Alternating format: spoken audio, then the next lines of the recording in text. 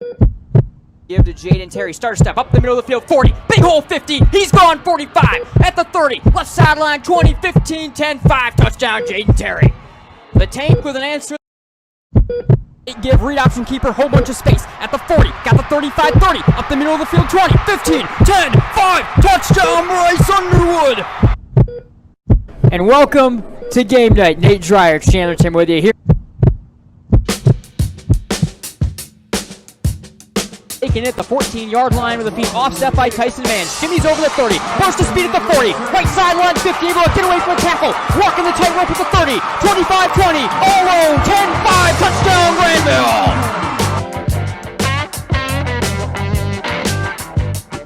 Snap to Underwood from the gun. Fake handoff on the RPO. Throwing left side. Caught Yarbrough. Sidesteps the defender at the 5. Walks into the end zone. Touchdown Belleville. The Tigers put it away. 34-17. They're going to go back-to-back. Fake handoff, keeper left side over the 45-yard line, outside the number of the 40, 35-30, left sideline 20, 15, 10, 5, touchdown, 7 touchdowns for Mason McKenzie, and Caledonia has just about served this one up on ice.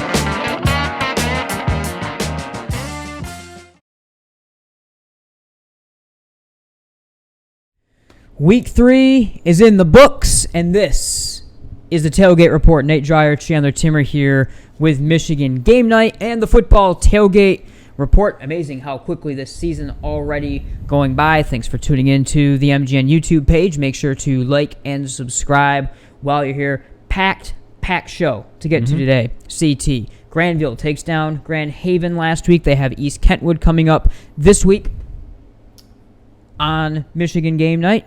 We, of course, will preview that. Snooze to You has his first Mapatology out. We'll very, very briefly look at that as it is officially still way too early. We have our first Captain's Corner interview of this season as well. We have to do all of our power rankings.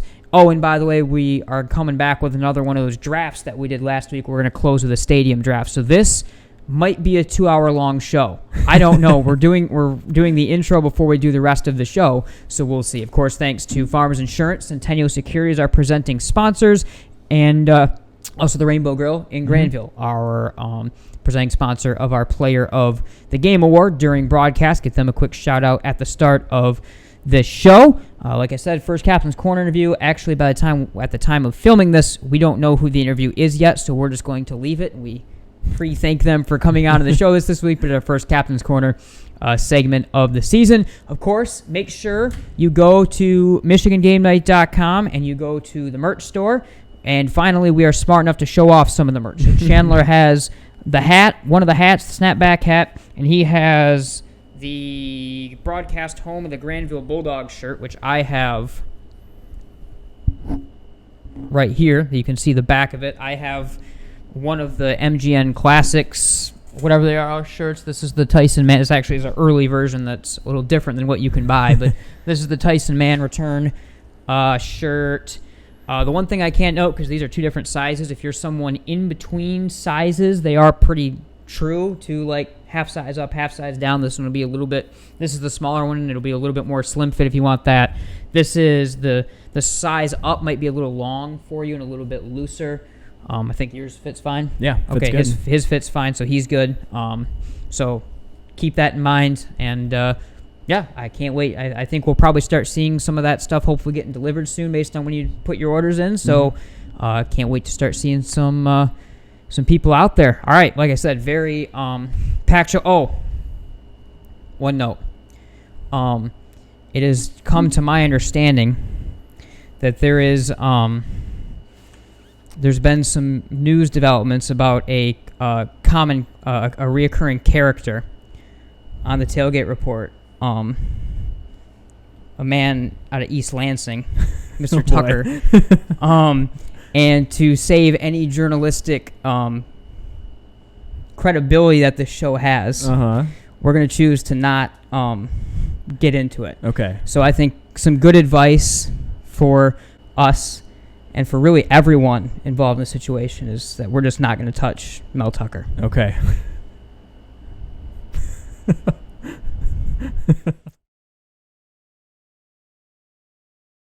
I'm Randy Hansen, president of Centennial Securities. I've heard it said that professional coaches measure success in rings, college coaches measure success in championships, and high school coaches measure it in titles.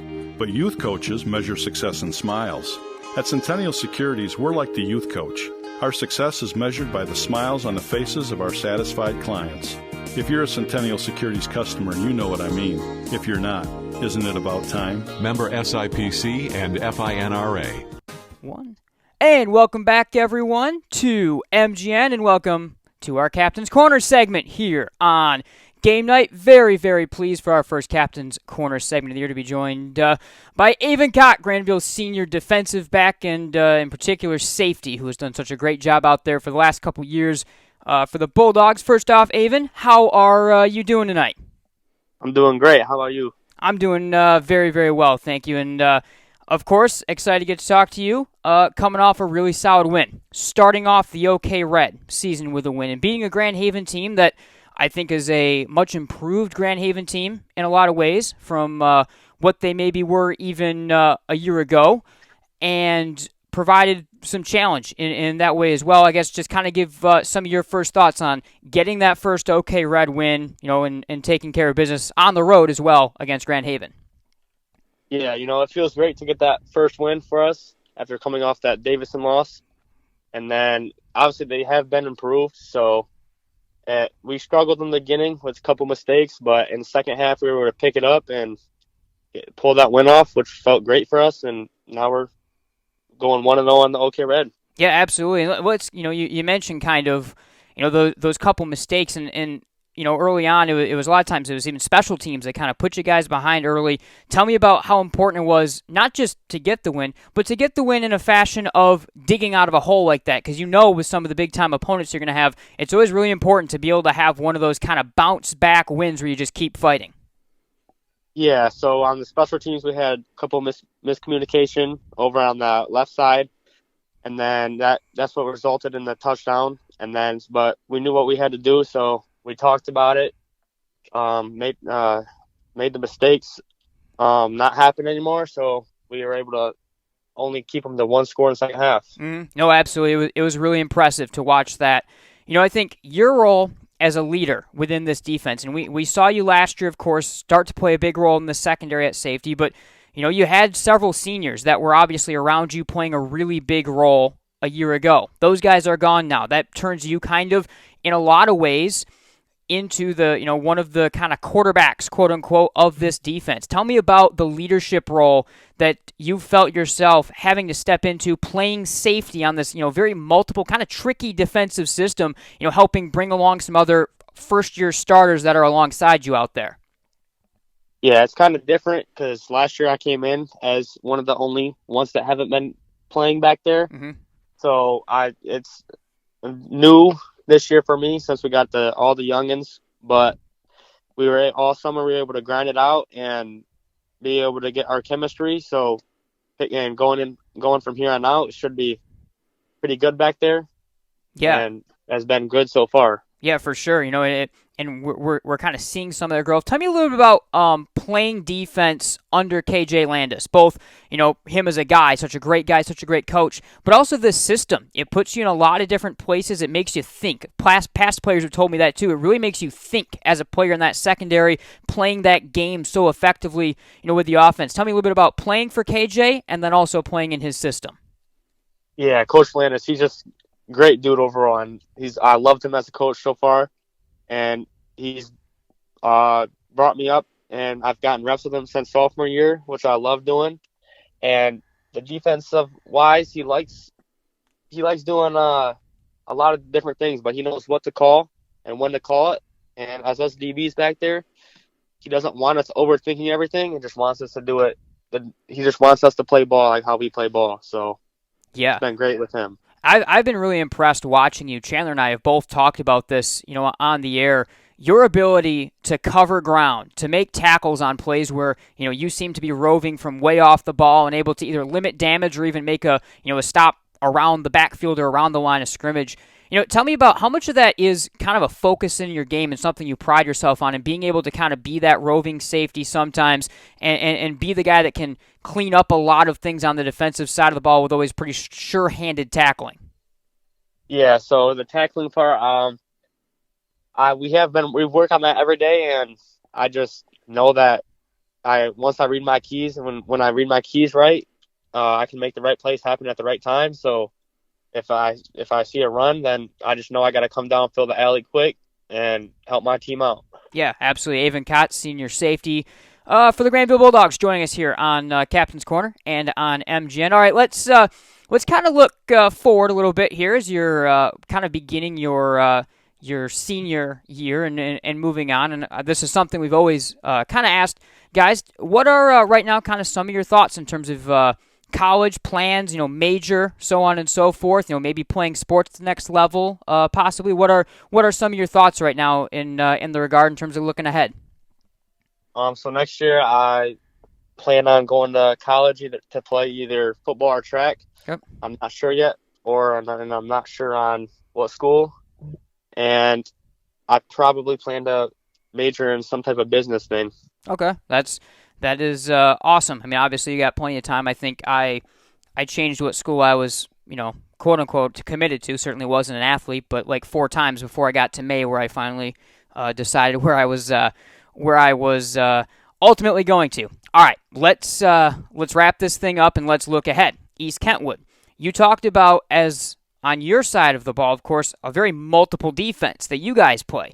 Well, the same can be said for East Kentwood on the offensive side of the ball. They are very multiple with single back and I form and some shotgun spread stuff that they are going to throw at you, and a lot of different players, both out wide, couple running backs, experienced quarterback in Casey Joppy. Tell me about some of your thoughts in terms of just kind of some of those things that you're prepping for going into this game for East Kentwood, and a team that I think really is going to create quite the chess match for you guys as a defensive unit. Yeah, so we know that they got good athletes all around, all receivers and running backs, and their QB he doesn't really like throwing like how running like how they did last year, but he's got arm talent, and we've just been prepping, working on all the schemes that they run with their different formations and being able to execute, filling down and being able to cover, and knowing our jobs as not only secondary, but also the linebackers to help communicate with us.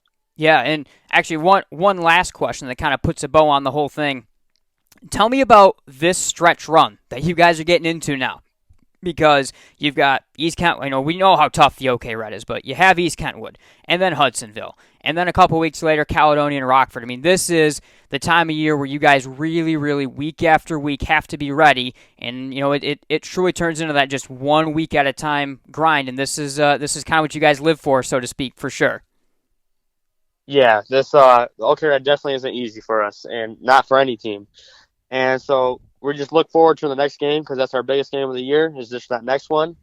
And we're just prepping day by day and week by week, and just get better every day. And then hopefully we go undefeated and win the conference for us. All right, sounds great. Aven Kaat, Grandville senior safety, joined us here on Captain Corner. Thank you so much for your time, and good luck out there on Friday night. Yep, thank you guys.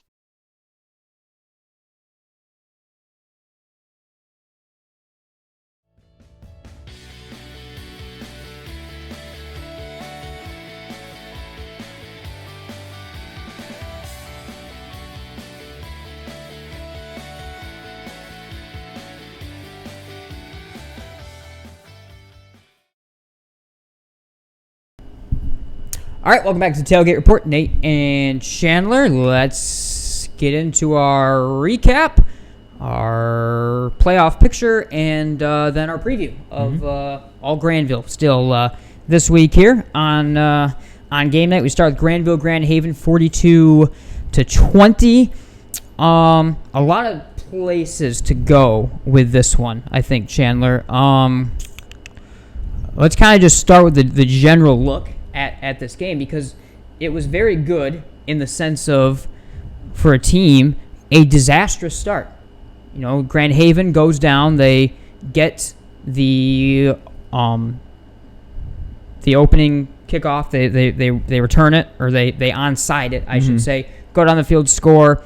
Ultimately then they're able to jump up. Then they jump up again later because of another special teams miscue out of the Bulldogs, and the kickoff returned them from Kerenstra. But after that, Grandville able to just control things. And I think that's kind of where you start, is for a game that went so poorly at the start. I think important that they were able to kind of survive the early miscues, and miscues that came on special teams. So it was like you couldn't even really get into the rhythm of the game, and they're able to turn that into obviously a very good performance on the whole. Yeah, I think so. I mean, overall the first quarter very rough, but as you said, mostly on special teams. I mean, right away the Grand Haven coaching staff making the decision that they're going to go for it from the opening kickoff, going for the onside. They recover it. I mean, that's a big swing right there. Grand Haven kind of playing knowing they're going to be the underdog there and trying to steal some momentum, and they did so, and give their offense a short field right off the bat. It's kind of a tough spot for the defense to jump in. They marched down the field, score, and then of course the offense only had a couple opportunities there, but able to score.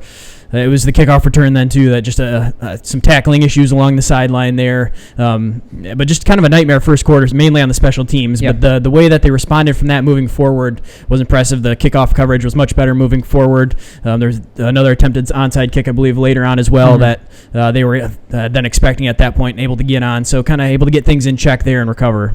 A bit of a chippy, so to speak, and emotional game, I think, to some extent as well. And the first time that we've seen that, and I think that's very important that you deal with one of those games before this stretch, because you have East Kentwood, which is kind of a traditional chippy rivalry game. Of course, Hudsonville, West Ottawa has had a little bit of juice to it on both the hardwood and on the gridiron in the past. And then Caledonia Rockford, it goes without saying the sort of emotion that will be involved in those games. So I think that's very important too. Is this is a game where Grand Haven in particular brought some intensity, and I think they brought some intensity and energy that Grandville didn't like. And they answered the bell there pretty well and didn't fall into a lot of the traps. Yeah, I think you get a good taste of the OK Red in your first game right there. And it's something that, even though you play some really quality teams the first 2 weeks in Grand Blanc and Davison, and some really good teams, as we've talked about how well they're going to do probably in the playoffs and moving throughout the regular season, but you just that sometimes can't replicate that OK Red, the rivalry feeling, the feeling of playing a team that knows you and is in the same conference like that, and then kind of it can be a totally different battle, even if maybe the team doesn't have as much talent on the other side. But I think credit to the Grand Haven team, and that's something that they haven't had for a couple of years. I think that's a team that's been down for a little while, and not that they haven't been competitive at times in games and brought the energy and some fire, but I think that was the most fight we've seen out of Grand Haven in terms of how hard they were playing and kind of going at it. And yeah, there was a couple times, I think on both sidelines, everyone would probably agree that there was a couple extra pushing and shoving along the sidelines. It looked like both coaches maybe not happy at times with either side, but that's kind of part of the fire that goes along with playing a team that you're familiar with like that. I mean, everyone got involved completely. Eric Stiegel wound up down. He got hit hard at one point in time on the sideline.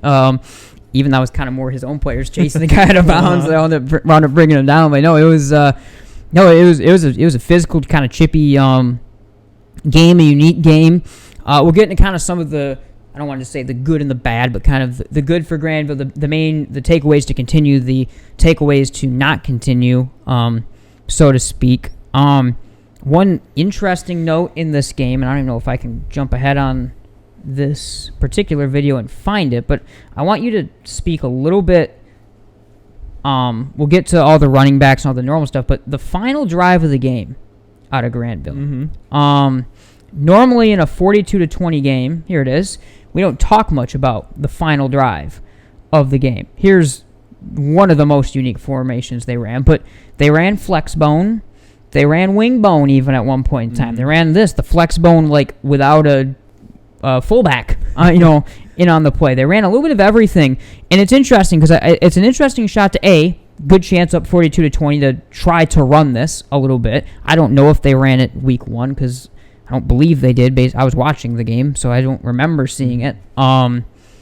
So it is interesting that they break it out, and at least now they're going to force the rest of the conference. Like, it's another option, and you have a guy like Jaden Terry. You can put him in more of a quote-unquote single back role with, a couple H's or wings.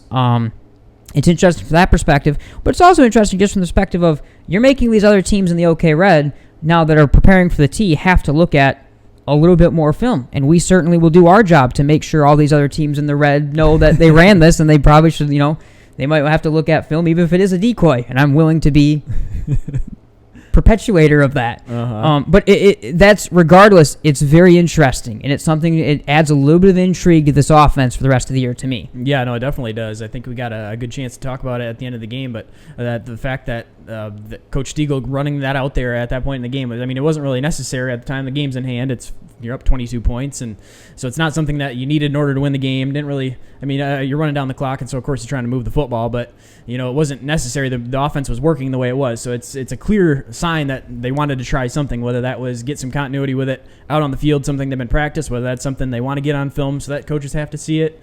It was the starting unit out there too, so it's not just, let's experiment with this stuff, and it's multiple play calls out of different formations, so it's not just hey, let's break this out, we're going to run one play, and the coaches are going to have to spend all this time. They've got multiple looks that they were throwing out there that looked pretty effective. This is completely unrelated, but this is the Grand Haven, their school broadcast, which is a really well done broadcast. They got some close-ups. Cash Ruff, I did not know this. He has a dollar bill for cash on his back plate. That's pretty awesome. I've never seen that before, but they just had a close-up on the broadcast. That's pretty sweet. So that's unrelated, but that's something I just picked up on. So, okay, that's a bit of a look. They're going to continue to run the flex bone. At one point in time, they'll motion into they motion into a wing bone essentially right here.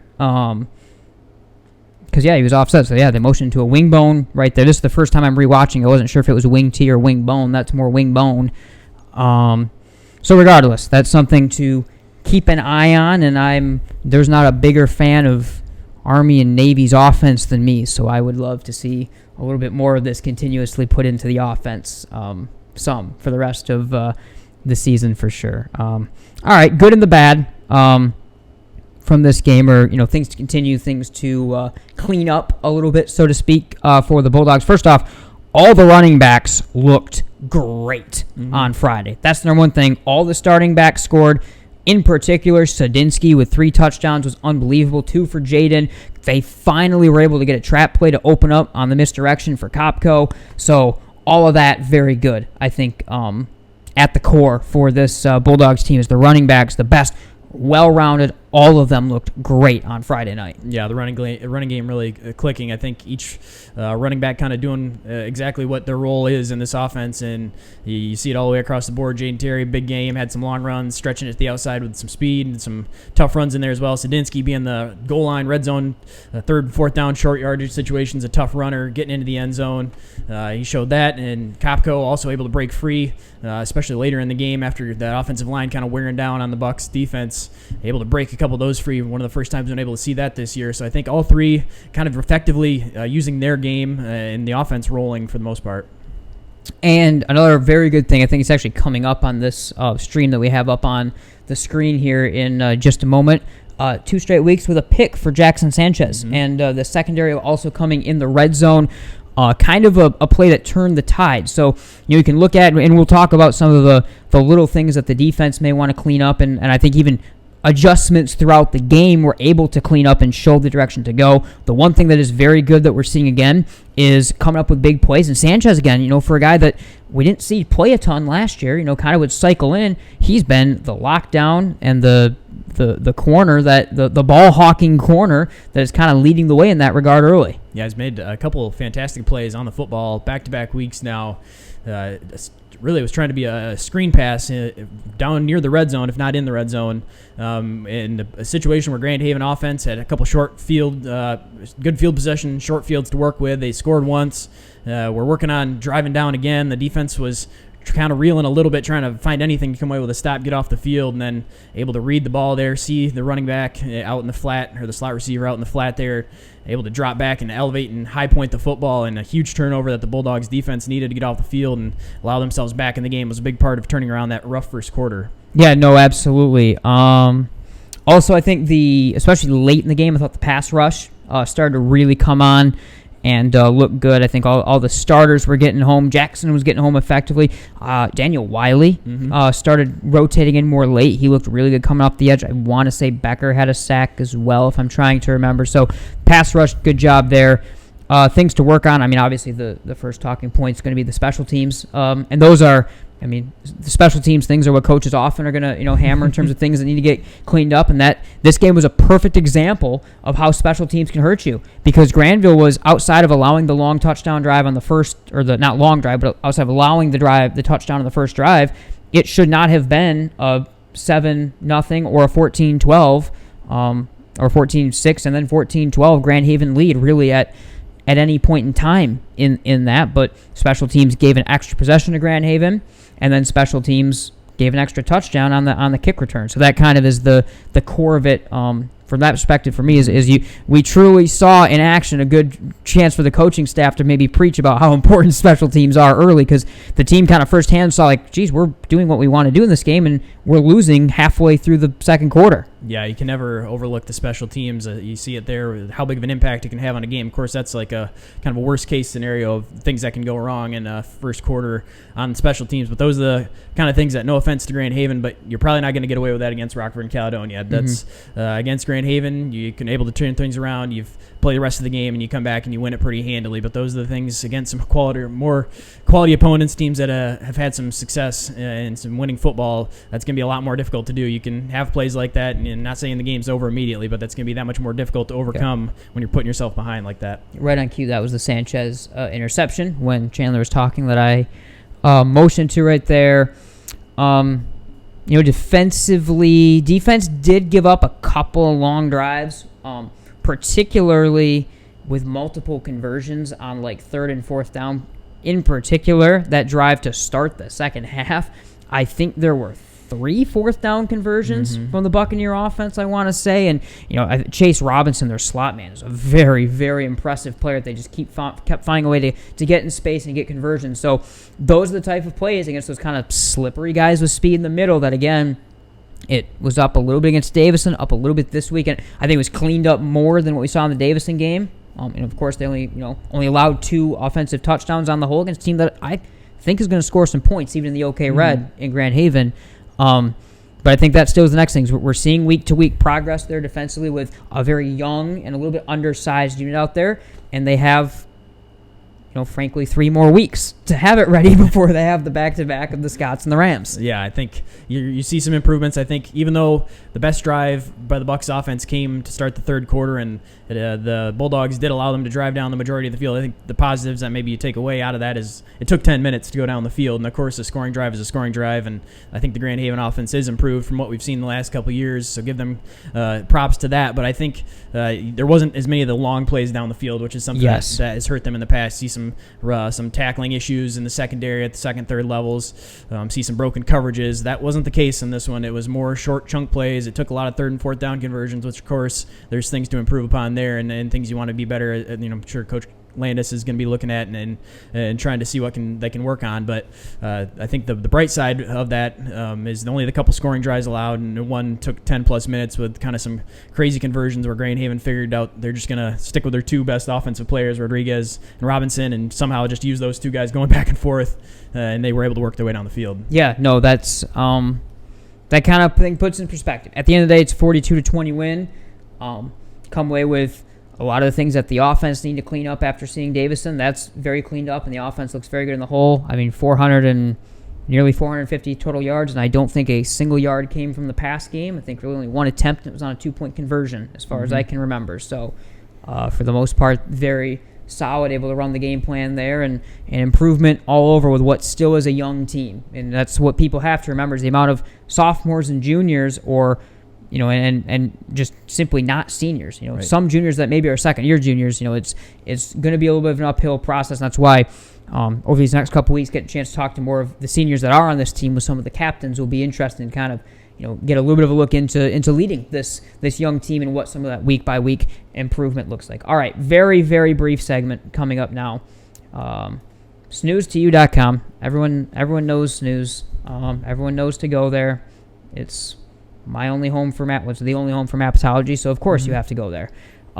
Very, very brief segment. Like, I want this to be like a 2-minute long segment, and it's mostly going to be focused on Grandville because, this is almost even too early for us to be talking about this. Thank you, Snooze, though, because it still gives us something a little bit more to talk about. But also, I want to talk about it from the perspective of we're starting to see what the playoffs, with the way that things have cycled out this year with Cal going down to D2 and so forth, we're getting a pretty good look of what this is going to look like for Grandville. So right now, Hudsonville first, Rockford second. Key point I want to make, and everyone's been talking about how good Rockford's schedule is, which, yes, Muskegon, Mona Shores are tough teams. They're D2 teams. So they don't get as much credit for those wins as Hudsonville got for their D1 wins, or for Grandville, would get for beating a D1 Grand Blanc team in week 1. So that's the one thing to keep in mind throughout the rest of the season is those still were D2 teams that Rockford did beat to start the year. So that could play based on the way things go into a playoff ranking. I mean, if all things are equal and both Grandville and Rockford have one loss, there's a chance that Grandville has the edge because they might have an extra D1 win based on who they play. Now, if the problem is Cal's going to screw this all up because maybe your toughest game of the year is going to be against a D2 team within the conference. So that's rambling. But this is what we're looking at right now. This is the main district, District 1 and D1. So essentially you can expect Grandville, Rockford, Hudsonville, one of those three will be 1. And then there's a good chance one of them will have to, you'll probably see the other 2 in this game. Now, here's where there's a problem. So last year, if y'all remember, because we were there, Caledonia got to go on a pretty nice run all the way to Ford Field. And I think they were beating most of the state anyway. They showed that because they hung with Belleville. However, they were helped to some extent by seeing a regional championship that wasn't, the way that the bracket fell, probably wasn't quite as difficult as it has been in previous years. Now, son of a gun, look at who's the number 1 seed in this other district right now. It is Davison. Now, Grandville fans know what that means. Rockford fans may not know what that means yet, but they may be about to know. Does that make sense? Once they get there. So essentially, I'm going to let you talk in a minute. I just want to continue to ramble for everyone. We're already doing this in week 3. Normally it takes to like week 6 for me to be on these 12-minute diatribes connecting points. So essentially, let's just say, for sake of argument, that Rockford, because they're the favorites, does what we think they will. They're the 1 seed, and that's probably Grandville, Hudsonville. Your playoff run right now is likely looking like some combination of seeing Hudsonville or wherever EK may fall into this in round 1. So you're rewarded with that tough OK Red rematch. Then you're rewarded with Rockford.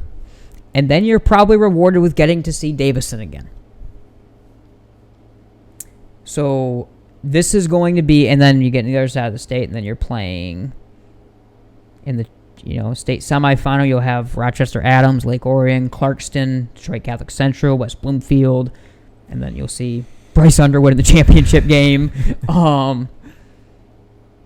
But no, it's a very difficult. We kind of are starting to see how it's setting up. Being battle tested and even in a loss to Davison may be darn good to have if you're Grandville to have seen a team like that already. Yeah, I think definitely it'll help. A lot of familiar names there.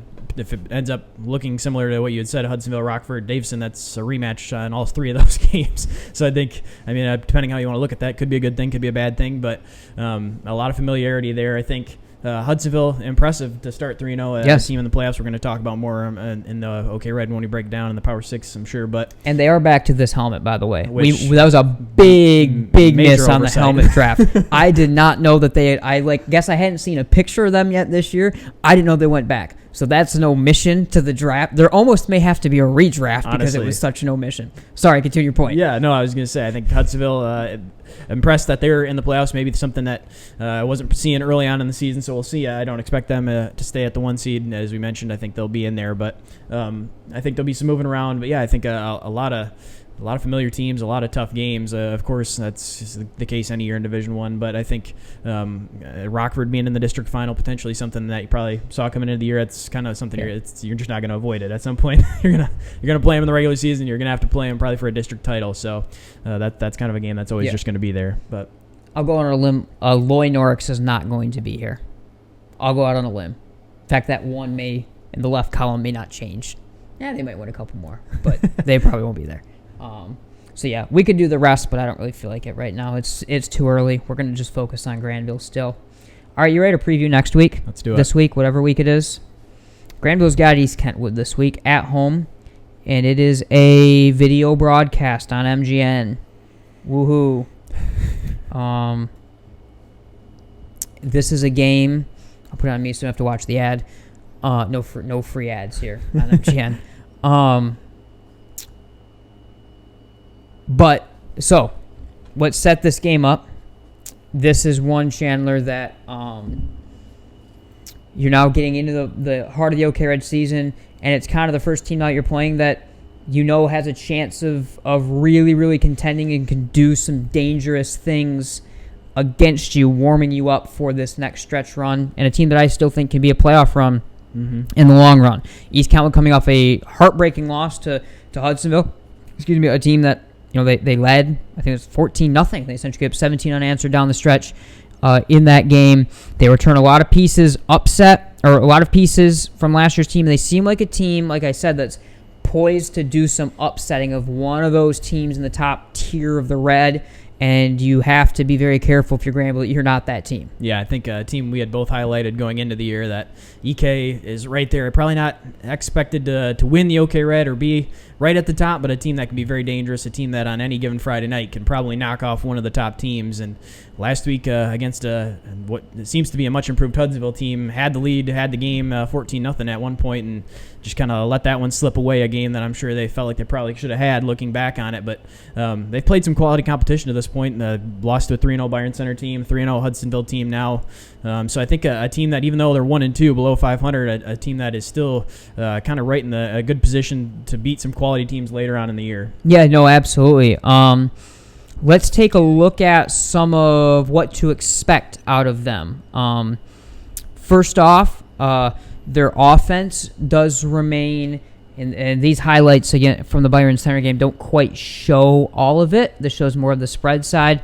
Their offense does remain very, very multiple. So, essentially, they have three it's very pro-like, really, in the sense that they have kind of three offenses in one, so to speak.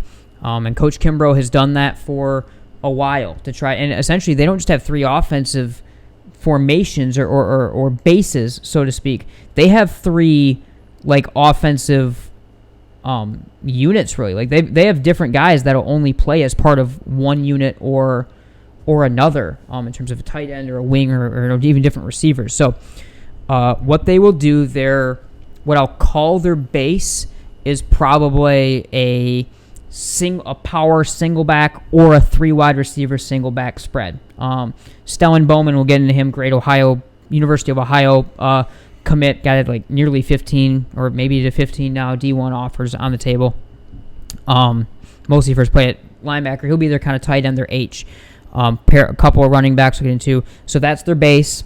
They'll run I form, bring a tight end in, go power. We've seen that, of course, a lot from them.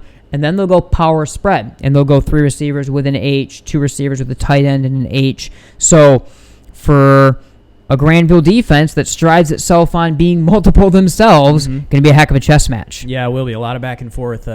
It's always interesting to see the coaching staffs go back and forth when you've got an offense that runs a lot of different formations, got guys running on and off the field, and they got a defense that naturally likes to mix things up and shifts their formations around quite a bit as well. Seeing the different chess match going back and forth there between what they're going to do, who's going to counter what, and how you're going to be able to attack it.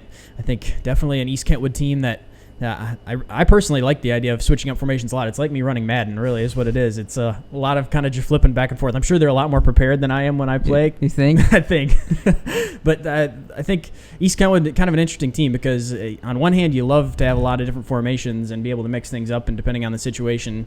But at the same time, it's kind of always the same battle that we've talked about with them for a couple of years is then what is your true identity Yeah. at the end of the day, and that's kind of been the Achilles heel for the Falcons the last couple seasons. The defense has been really solid, and the offense has struggled at times. So I think if they can figure things out and kind of figure out exactly what they want to be on the offensive end, and they can still be multiple formations, it doesn't have to be eliminating that, but just kind of finding an identity on the offensive side of the ball is really what's going to take them to the next level. It's a rarity in high school football to be as multiple, really, as they are, and to do all of that. And I still think once they get the right mix of players in there, it can be a really interesting thing going forward. Defense-based 3-4. They don't necessarily have one kind of static edge rusher. They'll kind of mix who's the edge rusher. They'll mix some different things. In the middle of things, they have Michael Zua, who's a 5'8", 320-pound nose tackle, so he'll soak up everything in the middle. Let's get into some of the key players from this East Kentwood team. So first off, we mentioned Stellan Bowman, the senior H-back, tight end, middle linebacker, two-way leader, multi-use H-back, 3-star Ohio commit. And I want to say he had somewhere around 15 total offers. He had a lot, I think even the service academies, a lot of MAC schools, and wound up going to University of Ohio, which, who did we see what's his name from Davison, their middle linebacker, also Ohio commit. So those two guys will be together in that defense in a couple years. But this is the guy that we've seen him for a few years now. Certainly, where's number 0? Certainly leads this team on both sides of the ball, and you have to identify where he is at all times. Mm-hmm. I think, Harriman, I believe, from Davison. Yes. Yep. I think he can play a very similar role in trying to stop the Bulldogs. I believe Harriman had 20-plus tackles in that game. So felt like it for sure. I think you see a role like that for him where if he's able to soak up the run game, can really play aggressive and try to stop down and lock up some of those running lanes. That's where they start on the defensive end, and a team that's played well as a unit defensively. So I think if they're able to shut things down there, that's how they're able to frustrate the Bulldogs. Yeah, absolutely. Casey Joppy, back, senior quarterback, a Saginaw Valley State baseball commit, Joppy. But he returns a guy that athletic for sure, moves in the pocket well, pretty big arm. When we talk about this team doing different things, and especially when they're in those under center sets and going to play action passing, he's pretty darn effective in that part of the game. He's very solid, and started last year. I think he even played some games his sophomore year as well. Very, very solid guy at just running this multiple offense and getting the ball to these running backs. We'll talk about them as a group. LSA Conda, Elijah Jones. So Conda back as the senior, a guy that's got quite a few kind of GLIAC D2 offers and some other offers on the table.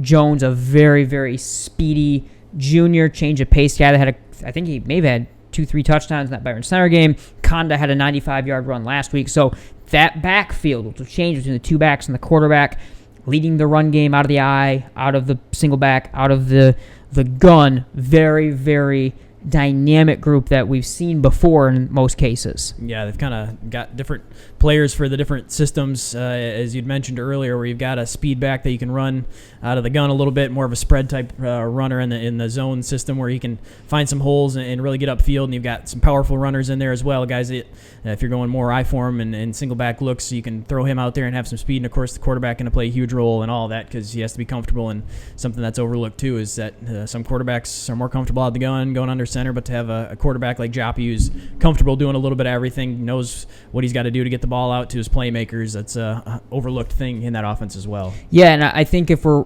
wrapping this game up and putting a bow on it, I think you really can look at it out of a couple main perspectives, and it's can these defenses do what they need to do to stop teams that are kind of uniquely built to mess with them. I think for East Kentwood, the question is they've shown an ability to defend pretty well in space, and they spread things out pretty well defensively. Grandville, you're not going to have to do that as defense. You're going to their team likes to be a 3-4 with, not necessarily one guy always right up on the line in terms of the edge rushers. So now all of a sudden you're going to have to cram 5 guys on the line, 9 guys in the box. Grandville's defense, the opposite. East Kentwood puts a stress on you of they can pound you up front and they can speed and space you out wide. So both of these defenses, I think the storyline's obviously the offense is involved in that storyline when you talk primarily about the defense, but you're going to see, and the talking point is which defense is going to do a better job against offenses that are very effective in a lot of ways of testing you where you're at your weakest, so to speak. Yeah, I think it could be a difficult matchup for either defense when you look at it, and forcing East Kentwood to stack the box and try to play in the middle of the field between the tackles can be difficult. That's what Grandville offense, of course, always does and is going to try to beat you at. And then on the other side, East Kentwood, they got speed and space, trying to get the football out quick and make some guys miss. That's something that the Bulldogs defense has struggled with, is getting out there in some of the coverages down the field, and then, of course, wrapping guys up before they're able to turn a short gain into a big play. So it'll be interesting to see which defense steps up, makes the necessary adjustment. All right, I think that gets us ready for it. 6:30 p.m., MichiganGameNight.com, MichiganSportsRadio.com/MGN, and the MGN YouTube page. Find us at any of those locations, and we'll have you a football game. Like I said, video game. It'll be a little bit trial and error, exactly what our graphics package and some different factors still in this game are going to look like. And again, it's the same camera that we use on this and that we used for basketball season will be on. So I cannot promise multi-cams and super high zooming, and it likely is going to be a camera through a window that hopefully the glare isn't going to be too bad on it. We're gonna do what we can. We'll be there early enough to test some things out. But that is one thing I can say. At least the plan is there will be a camera on it. And again, also the other plan, I'd assume we'll be plugging into the Grandville Athletics YouTube feed like we've done in the past. So if our feed is just that bad and, whatever, just go to that feed. But please watch ours also as well, first and foremost. Then you'll be able to see our beautiful faces. Yes. You'll be able to see our video ads and our features and all that different stuff. All right, let's take a quick break. Let's do our OK Red Power Rankings. We'll do our Power 6, and then we'll do our Stadium Draft. This is going to be a very long show that you all have only made it halfway through at this point in time. Can you identify your number one personal trait? The thing that you do better than most others? If not, this may be a good time to think this through. If you're really good at writing, then why use the phone? If you're great on the phone, why use email? If you have exceptional human relation skills, why sit back and let others lead? I'm Randy Hansen, president of Centennial Securities Company. Playing to our strengths is something we do very well at Centennial. And if you're already a customer, you know what I mean. If not, isn't it about time? Member SIPC and FIN. Hey everyone, Nate Dreyer from MGN, and MGN merch now available for purchase, and we have got a ton of options. Here's where you find the new MGN shop. Go to MichiganGameNight.com. Many of you have probably been there before. Click on the shop merch tab. Many of you have probably been to the MGN page on Michigan Sports Radio. Click on the Buy MGN merch tab. It'll take you here. We've partnered with Teespring, neat company that allows for us to have a lot of different shirt designs. They'll print them, they'll make them, they'll ship them out to you. So a neat way that allows us to have a lot of offerings. We've got a ton of really cool t-shirts, hats, snapback, dad hats, beanie hats, water bottles, more t-shirts, more sweatshirts, just a ton of options. Really, just a ton of options that you're going to be able to look through and find exactly what you may want. We've done what we can, like I said, with Teespring to try to stack this thing. We'll have plenty more options that we'll put up on social media, but make sure you check it out.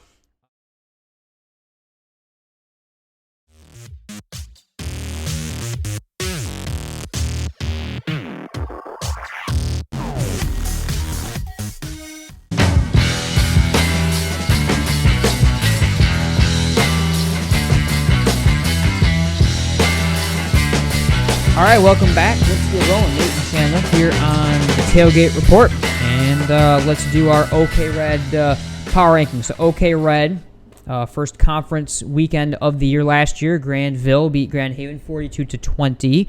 Hudsonville took down East Kentwood, as you also know, 17-14 in that one. Rockford beat Jenison 49-12. That score doesn't tell the whole picture because what was it, 49-6 at the half? Yeah. So it was 49-6 at the half, 49-12 at the end. So you do the math. And then Caledonia beat West Ottawa 49-3. So we really we didn't get much in this first week. Of course, the Hudsonville East Kentwood game I think answered a pretty big question in terms of that little tier, and I think it started to answer. I think it answered one question. Now we're starting to ask another question about where Hudsonville should be. Mm-hmm. We'll probably answer that question next week. Yep. But let's get into it. We'll do our rankings. We'll do you know how it goes. 8-7-6. What are 8-7-6? What do you have? 8-7-6. I've got Jenison 8, West Ottawa 7, Grand Haven 6. No argument. I'm higher on Grand Haven now than I was going into last week. Agreed. I think that's a team that I think they'll beat Jenison. I think they'll beat West Ottawa. TBD on East Kentwood. But I think they have enough talent and they have an edge to their game that I think them winning 3 games, finding a third win in conference is maybe possible for them. I think they definitely are the best of that tier. I think that's the one thing we learned. The other two, I mean, it could be a long season in particular for Jenison. I think West Ottawa I think West Ottawa might beat Jenison, but it's when you're retooling in the OK Red, it's not a good place to be. It's rough. It can be difficult, but I think of those 3, Grand Haven, the closest in the first year of a new coaching staff there to kind of being on the upward trend, potentially at least getting a couple wins in conference. So I think for me, the bottom 3 pretty clear, but Grand Haven also pretty clearly at the top of those 3. Yep. No, I agree. Let's go with the middle 3 then, and we'll do the top 2. This is kind of how it's been breaking down. I'll go first this time. So I've got East Kentwood at 5. I'm going to keep Hudsonville 4.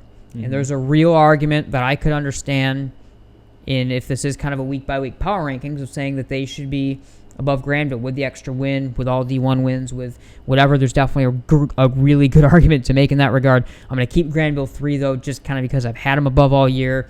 And I'm trying to not, even though it was a very bad score, I'm not punishing Grandville for a loss to a team that I think is in the top 2 or 3 contenders for the state championship in Davison. Yeah, I've got the same. I've got East Kentwood 5, Hudsonville 4, Grandville 3. I would just some semantics of what I have. I've now got East Kentwood, Gap, Hudsonville, Granville. Okay, so you flipped the gap. Yeah, I believe I started East Kentwood, Hudsonville, EK above Hudsonville. I've now flipped them and put Hudsonville, Granville with a slight gap ahead of East Kentwood, which means absolutely nothing other than there's a little more room between them. If East Kentwood plays a close game with Granville, then that's going to the gap. Then that's going to get up again, really confusing. But for now, that's where we're at.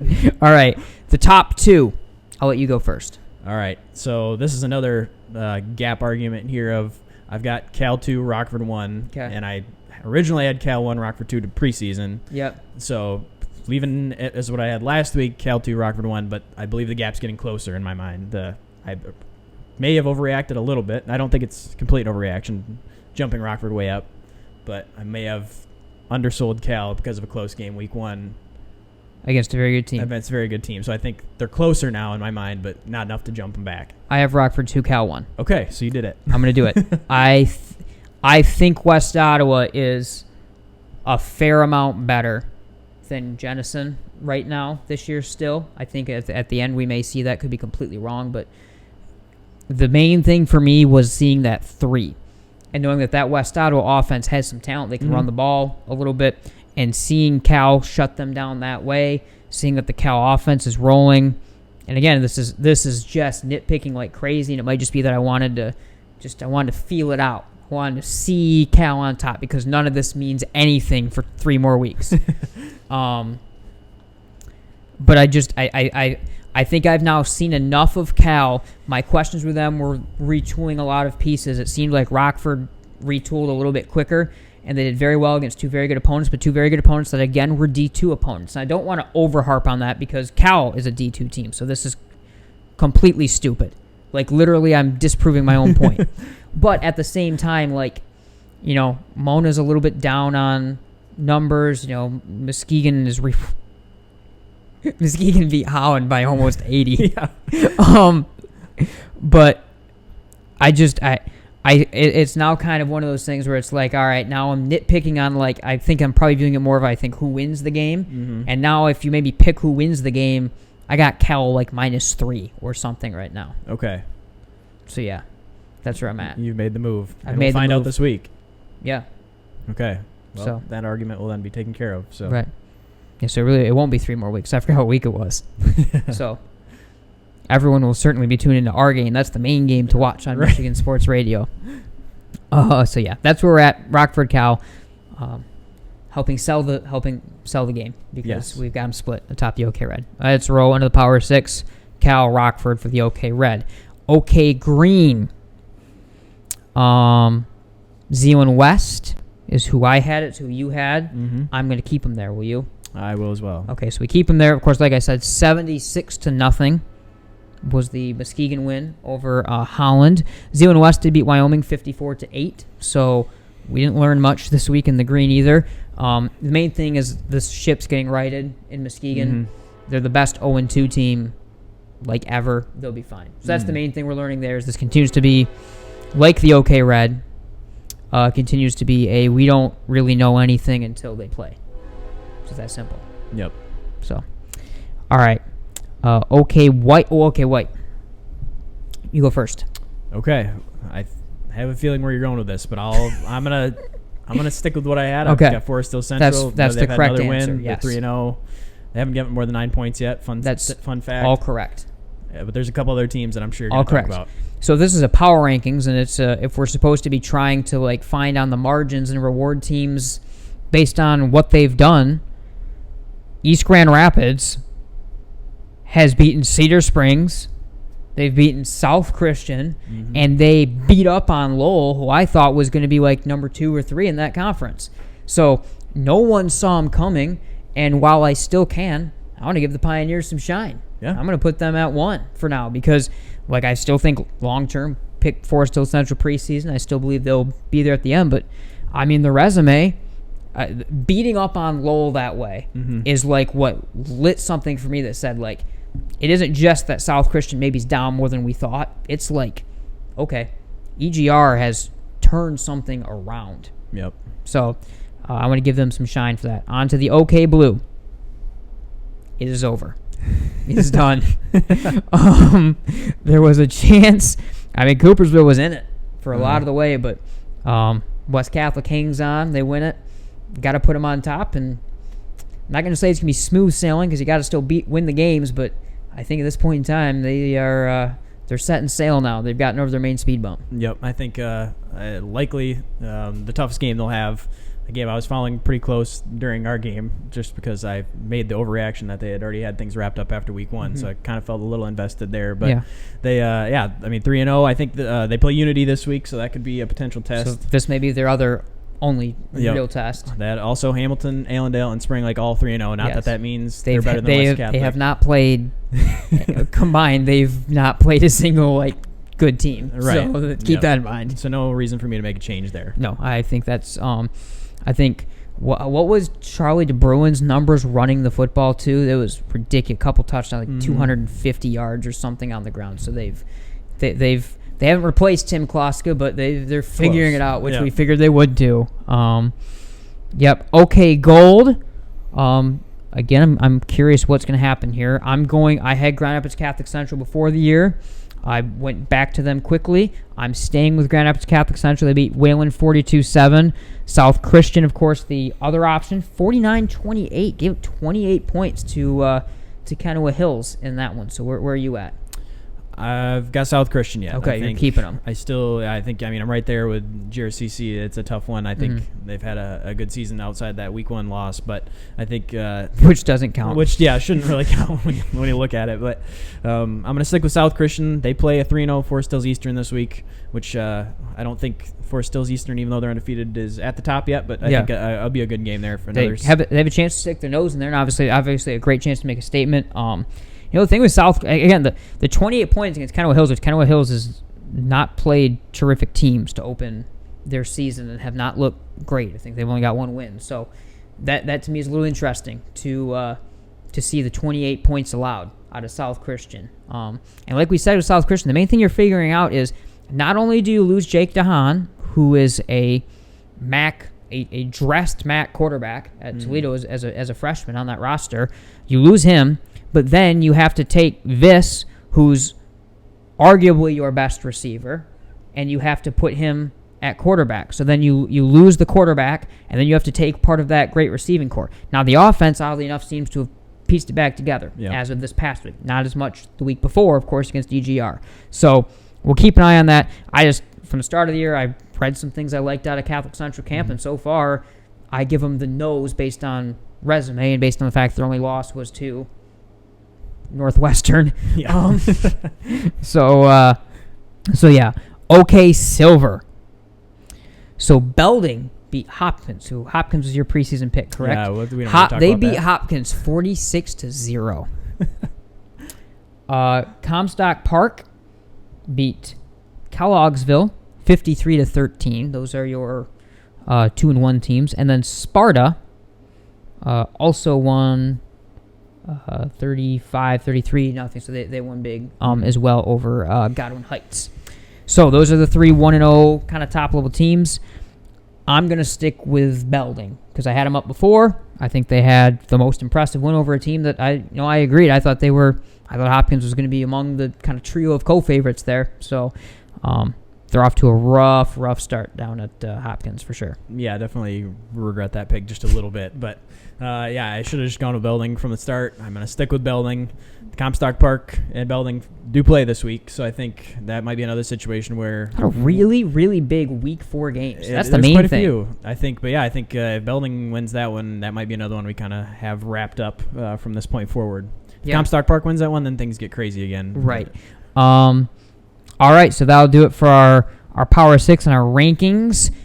Let's roll into the stadium draft to close off this episode. So we're going to, we're going to just come right back like we did last week, but we're going to quick orient ourselves for the stadium draft. So we're going to, magic of editing, pause and be back. All right, we're back. Stadium draft. You all know the rules if you were here last week, and it's actually going to be interesting, I think, in terms of some of the strategy. I think this one's going to be potentially a little bit different strategy in terms of what happens if you get the first pick than maybe what happened last week. We'll see. Mm-hmm. We have the wheel here to see who gets to pick. Chandler's it looks blue and yellow, but it's light green and dark green this week. So let's rock and roll.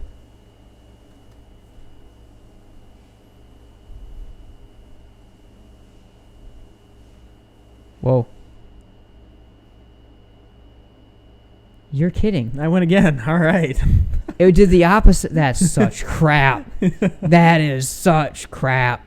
Just to show that this is fair, not even though I'm running it.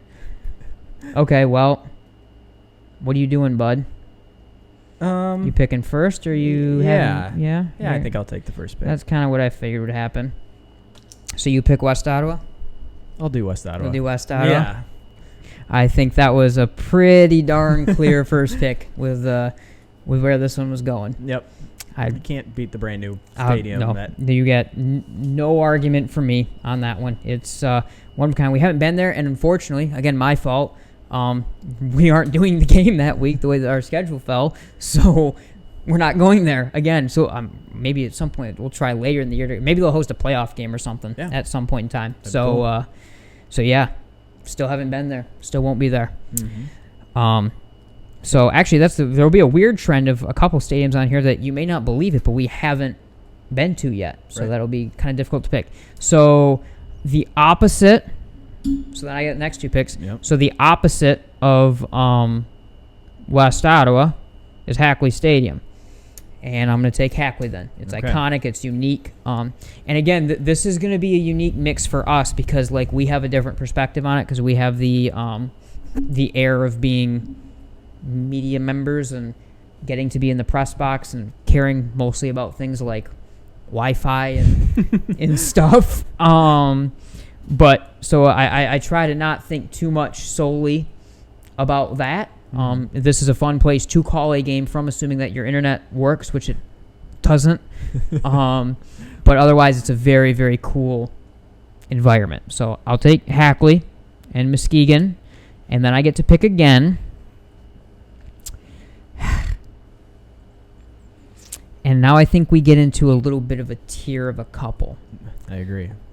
There's a couple I've actually never been to, and then one I have. This is one I have actually not been to, but it's the best view. It's probably the coolest looking press box, even though I've never been there. Memorial Stadium, East Grand Rapids. Okay. I think it's probably the most next iconic in the area. So now we swing it back to you. Okay. I think you took two of the ones I was looking at there. So I think now, I've got a couple again. I think I'm going to go. Yeah, there's a couple here. There's a tough middle tier. There really I think, is. Here. Because there's a lot of different, a lot of cool stadiums out there with some different factors. But Middleman Chan at it again. Yeah, I know. I'm going to go, give me Greenville. That's one that I won't say I forgot about, but yeah, I didn't know quite what to do. That's a very cool, very nice stadium. It is. It's another one that I'd love to see. Same. I haven't seen it yet, but doing some research, able to see some pictures and stuff. I think I really like the look of it. So I'm going to go Greenville. Yep, one that it used to host the 8-man championship there. So it's a very good pick. Back to me.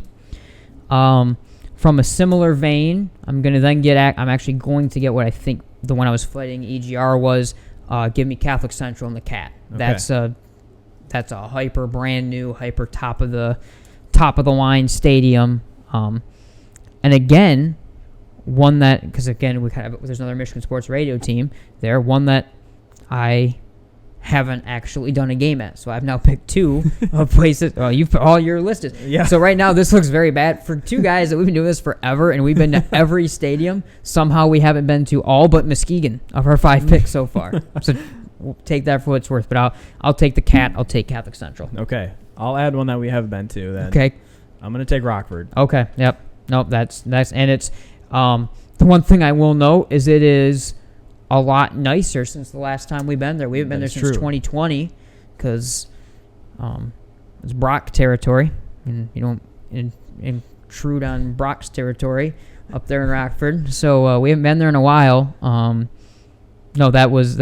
We are like literally drafting right down my line right now. I've just crossed out like in order as we've gone, pretty much. We're doing 5 picks again, same as last week. I didn't mention that. Yep. Good to know. This show is good as ever, folks. Gosh. Okay, so now I think we're into another tier. Mm-hmm. Kind of. So, my next pick is going to be between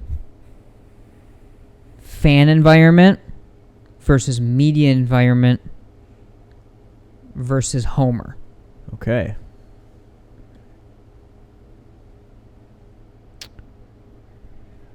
And I'm trying to think of which one you are going to take. Okay. So it depends on... Now, in case you missed it, I won by a lot. We've got to clarify, though. You won on one of the polls. What was the other poll? Was it a tie or what was on Twitter? I believe I won on Twitter. Well, okay. Well, by what? 1 vote? And then I had you by... a win. I had you by like 10 on Instagram. So it's 50-50. It was a split decision. Yeah, whatever. Now, you could charge that happened mostly because of a certain team that wound up on my graphic. That's why I won. Mm-hmm. That team has a really big stadium with a really cool bulldog head at the end of one end zone. I like going there because it's our home for the last 8 years. Yeah. You gonna do it? Bulldog Stadium. There you go. I know what you're doing. It's a smart game. I'm smart. Yeah, no, it's a good pick. No. I was gonna take him, so you did make the right choice. Yeah. I do. Now, I do love going. I mean, it is my favorite stadium to go to because it's, like I said, it is home. We've been sitting in the exact same place. Brian and Charlie have had us in the same place for 6 years, and I know the internet will work, and I can just walk up. And the best media food spread by far, Grandville, right? Like yes. no one comes close to the Grandville media. I didn't even think about that at first. That's being a media snob. Not even close. By far the best media food spread. They changes up different restaurants every single week. The best media food spread. Major bonus points there. I'm not kicking myself for not picking that. That's yes. I feel so good about this pick now. It is by far the best there. Back to you. Okay. I'm going to maybe change things up. We'll see where you had this next one. If you take Hamilton again this week, I'm not going to punch you in the face. I'm not going to do that. It's a little harder to make that argument. But I think this is one maybe you would not have, and we'll see how this plays. But okay. I'm going to go Spring Lake. Spring Lake. This is more of Babinski Field. More of a setting than it is a field itself. Yep. But when you put this graphic up, you need to get the picture with the bayou in the background under the lights. That's Grabinski Field, right? I believe so. Yeah. I think. Yeah, is that what it's called? It's neat. Spring Lake Stadium. Okay, Spring Lake Stadium. Only one round left. Okay. So a lot of good picks, and so I went homer and media friendly pick last time. Mm-hmm. I'm going to go with the opposite for this pick. We're going to go with one that I think is a very cool environment. It is not media friendly because, not that they aren't friendly to us and make it happen, but we typically are outside here. But it's in a cool setting again, back in the woods. They have a video board and turf now, which actually I'm going to give down points for turf because I love that it used to be natural grass before. But give me Ralphie Myers Stadium in Caledonia. Okay. So that's that'll be my opposite pick. That it's more of, I think it's a really just unique setting, rabid fan base to go to a game at. Yeah, I think that's a good pick there. I've got my last pick here. This is a tough one because I've got a lot of OK Red schools that I've seen. Yep. I've got another one That's that pretty much my list is the rest of the OK Red. The OK Red, and it's hard for me to really separate them. I think there's a couple that I think I'm just gonna do it. I think I'm gonna go Hudsonville. Hudsonville. You're done, right? So I'm not giving any hints here. Yep. We're going honorable mention at this point. I think Grand Haven's in there. Yep. East Kentwood, you can make the argument, is in there. Of the ones you're talking about, if we're being honest, I don't know if I would have Hudsonville up there. Okay. Mostly because that's a media snob thing. Yep. That's a press box that's very chaotic and cramped. It's just like one long press box, and I feel like there's always a lot of media. It is tall though, so it's unique in that regard. It is, yeah. The other honorable mention, this is the one I was debating between Mona Shores in there. The baby blue end zones, again, baby blue. I've been to Mona Shores. You have not. So it's actually a weird one where I've been one, you haven't been. It's fun. Now again, it's one I'd sit outside at. Okay. Again, it was COVID year, and there were too many broadcasts, and it was cramped and whatever. So I believe they actually have like really nice media. Again, this is being a broadcast snob. Like I want like this is a general thing, but my mind always goes to like, what's the press box like? No, that's up there too. Yeah. I was really close to taking East Kentwood instead of Caledonia. Okay. I think East Kentwood is, all things considered, the best. If we're talking the best place to host a big-time playoff game late in the season, like a semifinal game, I think it's number one.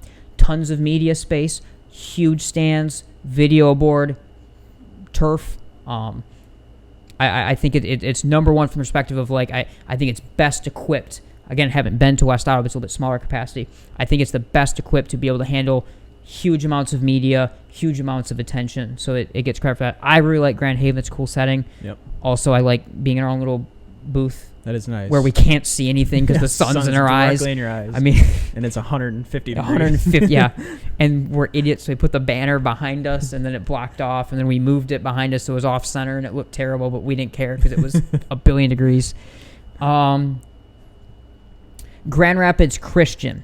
Not a great stand set up on either side, but they have the little end zone mezzanine area that is like probably the best end zone mezzanine area. That's a really, really unique end area. Honorable mention that doesn't deserve to get picked, but it's kind of unique, is Ray and Sue Smith Stadium at Holland. I was there for the Hope College game. Actually, I did play-by-play. If you tuned into the broadcast, there's a kickoff return that my call is circulating around the internet. But I was there again, and it's a unique press box, like how it's jacked up on top of the stands. They have the big new Hope College football athletic center, like brand new at the one end zone too. So that's unique. Now I haven't been there in several years. Like I think the last time I was there was like going as a fan when I was in high school. It was like the last time I was there. So I'll put them on the list too. Zealand isn't bad. I had them on the list. Kind of as well. generic one, decent one to go to as a broadcaster too, and whatever. And then there's just a lot of. And then after that, it kind of gets into like places that may have their own character, but not really. I don't know if there's any others that I can think of that stand out. No, I think we got a pretty good list there of the ones that have unique. I was kind of going unique characteristics, whether that's the field itself, the design, the mezzanine area, entrance, statues, points of some sort. Points to anyone that still has grass. True. Does Spring Lake still have grass? Are they the only one, or do they have turf now? They used to have grass. Last I've seen. I mean, there aren't many left. There's not many, so don't quote me on that. Yeah, so points to anyone that does still have it. We've like flipped it. Back in the day, it was like, oh my gosh, they got turf, and now it's flipped because no one has it anymore, and it's so cool when the game is on. I think Caledonia and Mona Shores were really the only holdouts of top level teams that still had grass fields. Obviously, everyone in the OK Red now has a grass field, and most of everyone else outside of that as well. So that's our draft. We're less rushed. He's already done with his game this week, so he survived. It was raining. You were sad about that. Hair's a little wet. So we'll recap. I had Hackley at Muskegon, Memorial Stadium at East Grand Rapids, the Cat at Grand Rapids Catholic Central. I had Bulldog Stadium, Grandville, and I had Ralphie Myers at Caledonia. Chandler had Panther Stadium, whatever it's called, West Ottawa Stadium. He had Greenville Stadium. You picked all the ones I don't know their name. The Ted at Rockford. Grabinski Field at Spring Lake. And Hudsonville Stadium or Eagle Stadium or whatever it is. So that's what we had. We'll put a poll up. We'll probably do Twitter and Instagram again, or we'll see how we do. We definitely got more interaction on the Instagram than the Twitter. So is that just because you lost? No, I don't really care. Okay.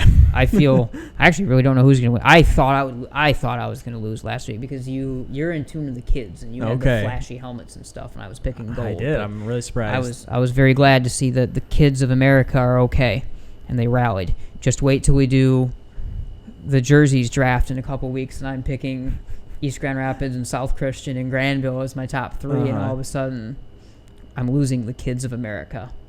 That's okay. Yeah, or you're just playing into 95% of the audience is Grandville, and you picked Grandville. That is true. I don't know if it's 95, maybe 85. 85, okay. We've done some big playoff runs, probably. We got Muskegon and Cal and Unity. Okay, we're rambling.